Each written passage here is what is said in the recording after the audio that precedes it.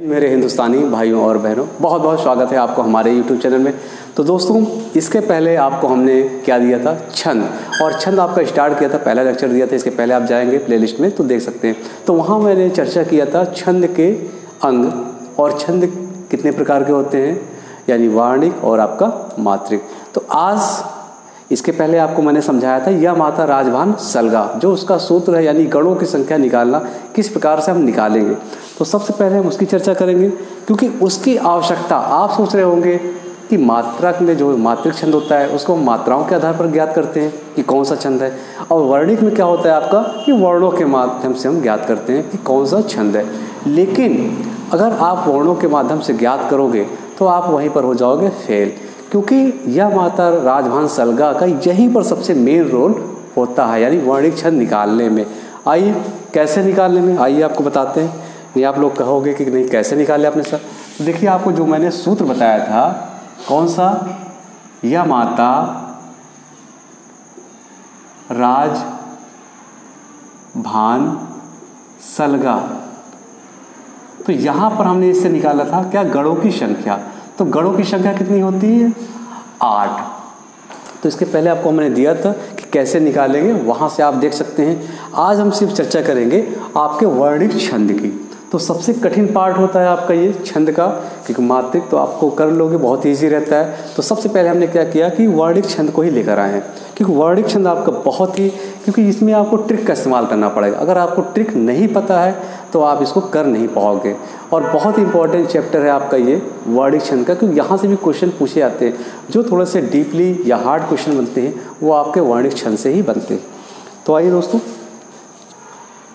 आज हम बात करते हैं वर्णिक। तो जिन छंदों की पहचान हम किसके आधार पर करते हैं, वर्णों के आधार पर करते हैं, उसको हम क्या बोलते हैं, वर्णिक छंद। अब यहाँ पर देखिए, ध्यान दीजिएगा, यहाँ पर हम काउंट करेंगे, क्योंकि मात्रिक छंद में हम क्या काउंट कर रहे थे, मात्रा के आधार पर कि कितनी मात्रा होती है। जैसे आपके चौपाई में 16 मात्रा, यानी प्रत्येक चरण में मात्रा लगाकर हम ज्ञात करते थे कि भैया ये चौपाई है कि दोहा है कि रोला है कि सोरठा है कि क्या है। अब यहाँ पर लेकिन हम किसके आधार पर ज्ञात करेंगे, यानी छंदों की पहचान कैसे करेंगे, वर्ण के आधार पर, यानी वर्णों को काउंट करके। अब यहाँ पर काउंट करेंगे कितना वर्ण है, यानी 1। बस ये याद रखना कि आपको जो आधा अक्षर रहेगा उसको हम काउंट नहीं करते। तो यहाँ पर सीधा सीधा मात्राओं से कोई मतलब नहीं, बस आपका क्या होना चाहिए, आपका वर्ण होना चाहिए। तो आपका 1 वर्ण, 2, 3, 4, 5, 6, 7, 8, 9, 10, 11। और इससे भी देखते हैं 1, 2, 3, 4, 5, 6, 7, 8, 9, 10, 11। अब दोनों में कितना दोस्तों, 11 वर्ण है। तो आप 11 वर्ण में क्या लगाओगे, स्वागता लगाओगे कि आप इंद्रवज्जा लगाओगे कि आप उपेंद्रवज्जा लगाओगे कि आप भुजंगी लगाओगे कि आप सालनी लगाओगे कि आप दोधक लगाओगे कि आप इंद्रवज्जा लगाओगे। अब यहाँ आप फंस जाते हैं, क्योंकि यहाँ पर मैंने क्या दिया है। तो सबसे पहले बात करते हैं प्रमाणिका, क्योंकि हम जहाँ पर आपके एक से ज़्यादा वर्ण है वहाँ पर आपको यही या माता राजभान सलगा ट्रिक के माध्यम से आपको सगड़ रगड़ तगड़ आपको निकालना पड़ेगा। अब देखिए प्रमाणिका में हम बात करेंगे तो कितने वर्ण होते हैं, सिर्फ 8 वर्ण होते हैं। तो कोई बात नहीं, क्योंकि सिर्फ प्रमाणिका ही एक ऐसा वर्ण है जिसमें आपका सिर्फ 8 ही वर्ण होते हैं। तो सीधा हम काउंट कर लेंगे कि अगर 8 वर्ण आएगा तो क्या होगा, आपका कौन सा छंद होगा, आपका प्रमाणिका। अब लेकिन प्रमाणिका में 8 होते हैं। अब स्वागता में देखिए, तो स्वागता, भुजंगी, सालनी, इंद्रवज्रा, उपेंद्रवज्रा और दोधक, इन सभी में, यानी इन सब 6 छंदों में 3, 3, 6 जो ये 6 छंद है, इसमें कितने वर्ण होते हैं, 11 वर्ण होते हैं। और यही से आपका वो क्वेश्चन बनता है। तो वर्णों की पहचान हम कैसे करेंगे, काउंट कर लेंगे। तो 1, 2, 3, 4, 5, 6, 7, 8, 9, 10, 11। अब भैया 11 वर्ण इसमें भी है और 11 वर्ण इसमें भी है। अब आप लगाओगे क्या, पूछ लेगा ये कौन सा छंद है, तो आप इसको क्या बोलोगे कि स्वागता है, स्वागता में 11 होते हैं। आप बोलोगे भुजंगी है, भुजंगी में भी 11 होते हैं, सालनी में भी 11 होते हैं, और इंद्रवज्जा, उपेंद्रवज्जा और दोधक में भी 11 ही होते हैं। तो यहाँ हमको आपको ट्रिक के माध्यम से, कौन से ट्रिक के माध्यम से, यही सूत्र के माध्यम से, यानी यह माता राजभान सलगा से आपको गण निकालने पड़ेंगे। तो अब देखिए तो और चर्चा कर लेते हैं पहले हम। तो वंशस्थ में और ध्रुत विलंबित में कितने होते हैं? 12। यानी वंशस्थ और ध्रुत विलंबित और आपके तोटक में कितने वर्ण होते हैं? 12। तो यहाँ भी वही ट्रिक से निकालना पड़ेगा, क्योंकि 3 में कितने कितने वर्ण होते हैं? आपके 12 वर्ण होते हैं। अब बसंत तिलका में सिर्फ 14 होते हैं, तो कोई बात नहीं, यहाँ हम सीधा वर्ण को काउंट कर लेंगे। अगर 14 वर्ण आएगा तो क्या होगा आपका? कौन सा छंद? बसंत तिलका। फिर मालिनी में भी 15 होते हैं, आप सीधा सीधा काउंट कर लोगे, क्योंकि सिर्फ एक ही ऐसा छंद है जिसमें कि 15 होते हैं। अब पंचमाक्षर और चंचला, यहाँ पर दोनों छंदों में कितने कितने वर्ण होते हैं? 16 वर्ण होते हैं। तो यहाँ भी ट्रिक के माध्यम से आपको निकालना ही पड़ेगा। अब मद्राकांत्रा और शिखाणी में, इन दोनों में कितने कितने होते हैं? इन दोनों में 17 वर्ण होते हैं। तो यहाँ भी आपको उसी ट्रिक से निकालना पड़ेगा। फिर आपका ये इंपॉर्टेंट है, पूछता है कि स्नग्ध धरा में कितने वर्ण होते हैं? तो 21 वर्ण होते हैं। और घनाक्षरी, इन 3 में से एक हमेशा पूछता है दोस्तों, इसको आप रट लीजिए, क्योंकि घनाक्षरी, रूप घनाक्षरी और देव घनाक्षरी में हमेशा पूछता रहता है। तो घनाक्षरी में कितने वर्ण होते हैं? आपके 31 वर्ण यानी 31 होते हैं। और रूप घनाक्षरी में कितने वर्ण होते हैं? आपके 32 वर्ण होते हैं। और आपके देव घनाक्षरी में कितने वर्ण होते हैं? आपके 33 वर्ण होते हैं। अब चलते हैं दोस्तों काम की बात, जो सबसे ज़रूरी है। अब यहाँ पर मैंने 2 एग्जाम्पल लिए हैं। अब आपको बताना है कि भैया इन दोनों एग्जाम्पल में कौन सा छंद है। तो दोनों एग्जाम्पल में मैंने सिर्फ 11 छंदों वर्णों का लिया है, क्योंकि 11 ही वर्ण आपको फंसाएंगे। तो सबसे पहले हम बात करते हैं, अगर ऐसे आपको वर्ण मिल जाए या इसमें भी 11 मिल जाए, तो आपको आंख बंद करके नहीं मारना है कि उपेंद्र वज्जा है कि स्वागता है कि भुजंगी, आपको गढ़ निकालने पड़ेंगे। तो सबसे पहले गढ़ निकालने से पहले हम क्या करते हैं? मात्रा लगाएंगे। तो पहले वाले में यानी हो में कौन सा मात्रा लगेगा? आपका दीर्घ का मात्रा। बस यही टेक्निक सीखिए दोस्तों। तो पहले में कौन सा मात्रा लगेगा? दीर्घ मात्रा। फिर ग में आपका कौन सा मात्रा? लघु का मात्रा। फिर या में बड़ा या है, यानी यहाँ भी दीर्घ का मात्रा लगेगा।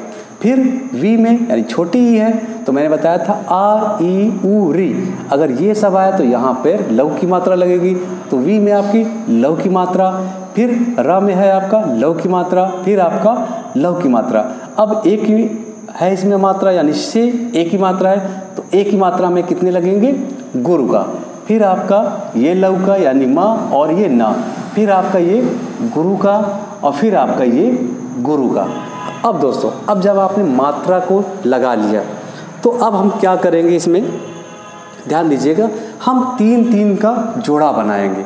क्यों? क्योंकि हमें वही चलना है, क्योंकि सभी में यानी चाहे रगड़ हो चाहे शगड़ हो, वहाँ हम 3-3 का ही जोड़ा बनाते हैं, और यहाँ भी हम 3-3 का ही जोड़ा बनाएंगे। अब मैंने ये जोड़ा बना लिया भैया, ये जोड़ा, तो 3 इसको ले लिया, फिर 3 इसको ले लिया, फिर 3 इसको ले लिया, और अंत में जो बचेगा वो आपका क्या लिख जाएगा? ये गुरु लिख दीजिए, और ये भी क्या है? आपका गुरु की मात्रा है। अब देखिए यहाँ पर आपका जोड़ा बन गया, तो ये वाला आपका क्या कहलाता है? यानी ये वाला जो आपका जोड़ा है 3 का, ये आपका क्या कहलाएगा? ये आपका रगड़ कहलाएगा। तो याद हो गया? थोड़ा रेड पेन से लिखते होंगे, आपको दिख नहीं रहा होगा, इसको हम लिखते हैं रगड़। तो ये आपका क्या है दोस्तों? रगड़। फिर आपका ये क्या है? नगड़। तो नगड़ में क्या बनेगा? आपका नस्ल बनेगा। और आपका रगड़ कैसे बनेगा? आइए इसकी हम चर्चा करते हैं। तो रगड़ यानी यहाँ पर क्या है दोस्तों? आपका हम 3 का जोड़ा बनाएंगे, तो क्या लेंगे? राजभा। तो ये शुरू वाला क्या है? र है, तो यानी ये क्या हो गया? रगड़। अब र में कौन सी मात्रा है? ये वाली, और ये वाली, और ये वाली। अब देखिए यही आपको मात्रा मिल गई, नहीं मिल गई? ये आपका 3 वाला जोड़ा यहाँ मिल गया, तो इसको हम क्या बोलेंगे? रगड़। अब ये आपका नगड़ है, यानी 3 आपका लघु है, तो न यानी यहाँ से न स ल। अब यहाँ पर देखिए मात्रा क्या लगा? ये, तो ये आपका देखिए क्या तीनों मिल गया? यही आपका नगड़। तो इसीलिए कहता हूँ इस ट्रिक के माध्यम से आपको निकालना पड़ेगा। और फिर आपका ये लास्ट में क्या है? आपका भगड़। भगड़ क्यों हुआ यहाँ पर? अब भगड़ में चर्चा करते हैं। तो भगड़ में आपको क्या मिला, भा न स। तो भा में 2 मात्रा यानी गुरु वाला, फिर लघु वाला, फिर लघु वाला। अब ये देखिए, ये गुरु को मात्रा, ये लघु का, ये लघु का, ये जोड़ा बन गया तो क्या बन जाएगा आपका, भगड़। अब देखिए, अब वो कौन सा छंद है, यानी 11 वर्णों वाले की हम बात करते हैं, वो कौन सा छंद है कि पहले रगड़ हो, फिर नगड़ हो, फिर भगड़ हो, फिर आपका 2 गुरु हो। तो वही रन भगौ स्वागता। तो पहला सूत्र आपका क्या बना, आपका रन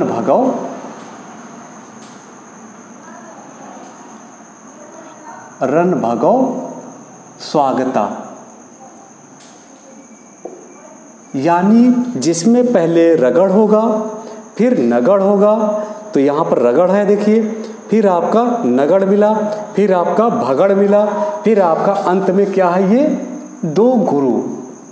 अगर आपको ये क्रम मिल जाएगा तो ये कौन सा छंद होगा, ये स्वागता छंद होगा। तो ये देखिए, अब आपको समझ में आ गया। तो स्वागता में कितने होते हैं, 11 ही होते हैं। उपेंद्र वज्जा में 11 होते हैं, लेकिन आपको बस क्रम देखना है कि क्या होगा। तो पहला आपका रगड़ मिला हमें क्रम, फिर दूसरा आपका नगड़ मिला, फिर आपका भगड़ मिला, फिर आपका अंत में 2 गुरु। अगर ऐसे क्रम मिल जाएंगे तो वो किस में आता है, वो स्वागता में आता है। कि स्वागता में पहले रगड़ होगा, फिर नगड़ होगा, फिर भगड़ होगा और फिर आपका 2 गुरु होगा। अब आइए इसकी चर्चा करते हैं। तो इसकी भी हम सबसे पहले क्या करेंगे, मात्रा लगाएंगे। तो जा में पहला मात्रा क्या है आपका, गुरु का, फिर नीचे लगाते हैं तो आपको समझाने में ये अच्छा रहेगा। आइए नीचे ही लगाते हैं। तो पहला क्या रहेगा आपका, गुरु का। तो इसको समझ आ गया, ये कौन सा छंद है, ये आपका स्वागता है। अभी इसमें देखिए मात्रा लगाते हैं, इसमें भी गुरु का होगा, फिर इसमें लघु का होगा, इसमें गुरु का, फिर इसमें गुरु का, फिर लघु का, फिर लघु का, फिर इसमें गुरु का, फिर लघु का, फिर गुरु का और फिर आपका गुरु का। अब हमको करना क्या है, हमने बताया कि आपको बनाना क्या है, आपको 3-3 का जोड़ा। तो 3-3 हम जोड़ा बनाते हैं। तो 1 2 3 ये ले लिया हमने, फिर इसको ले लिया 1 2 3, फिर किसको ले लिया, फिर 1 2 3 और अंत में क्या है, ये गुरु और ये इसको क्या बोलेंगे, ये गुरु। तो अब यहाँ पर आपको देखना है। तो पहला आपका क्या है, तगड़। तो पहला आपका क्या है, तगड़। फिर आपका क्या है, ये भी आपका देखिए सेम चल रहा है। तो जब ये तगड़ होगा यानी गुरु गुरु लघु, गुरु गुरु लघु, तो ये भी आपका क्या बनेगा, तगड़।